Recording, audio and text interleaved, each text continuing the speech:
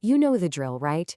Here in the West, we're kind of taught this one life script. You work like crazy for 40 plus years, you save every penny you can, and then, finally, you hit 65 and you get to retire. But what if that whole idea, the finish line we're all running towards, just wasn't the point? Seriously, let's just sit with that for a second. What if the whole point of a long life wasn't about finally being able to stop, but about having a reason to keep on going? We'll get this. In a village called Ogimi in Okinawa, Japan, they have more people living past 100 than anywhere else on Earth. And these folks aren't just hanging on, they are thriving. They're gardening, they're laughing, they're busy. The word retire, it's not really in their vocabulary, not like we think of it. Their secret is a totally different way of thinking, and that secret is called Ikigai. The best way to translate it is a reason to get out of bed in the morning. It's the core belief that gives their lives meaning every single day. It's not about reaching some big destination. It's about finding joy in the journey itself. Now, I bet if you've heard of Ikigai, you've probably seen that famous four-circle Venn diagram online, right?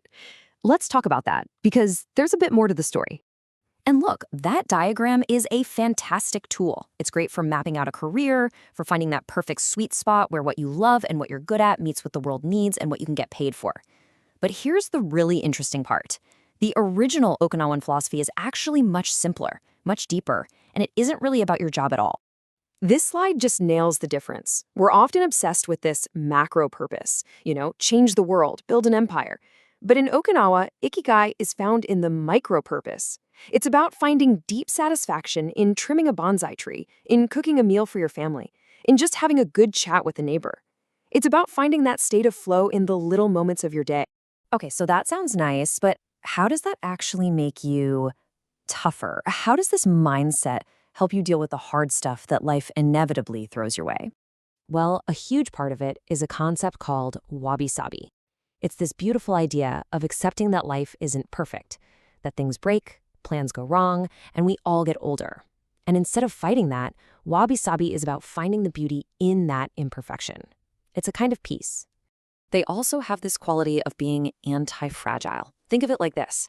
They don't hide from stress. They stay engaged, keeping their minds and bodies active with small, manageable challenges. It's like a muscle. You don't get stronger by avoiding lifting things, right? This constant, low-level engagement keeps them sharp and resilient for decades. Of course, an amazing mindset like this doesn't exist in a vacuum.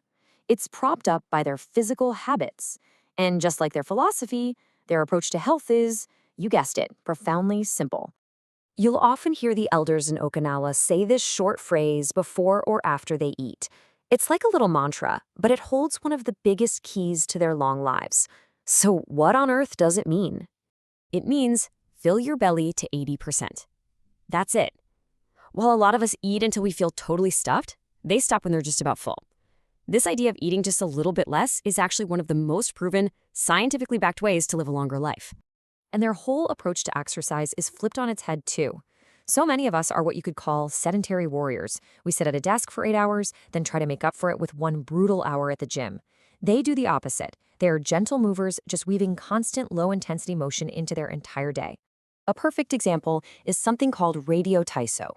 Millions of people in Japan start their day listening to this radio program, and it just guides them through a few minutes of easy, gentle stretches. The goal isn't about building big muscles, it's about keeping your body mobile and flexible for life. So we have the mindset, the diet, the movement, but the glue that holds all of it together, the real powerhouse behind this whole thing, might be the most important piece of all, their community. This is wild. Study after study has shown that chronic loneliness is as bad for your health as smoking 15 cigarettes a day. It's a silent epidemic in our modern world. But the Okinawans, they have a powerful, built-in solution.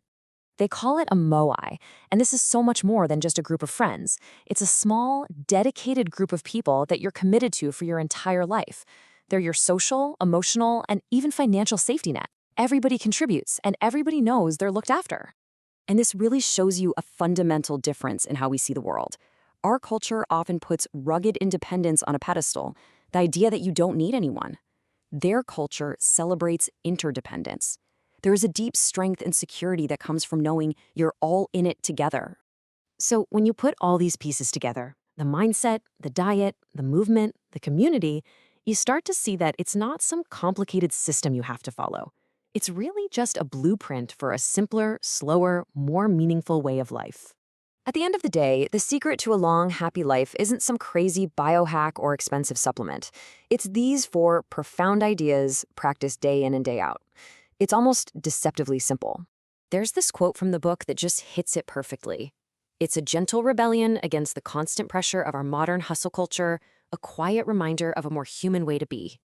So, as we wrap this up, the question to ask yourself isn't some huge, overwhelming thing. It's much simpler. What is your reason to get out of bed tomorrow morning?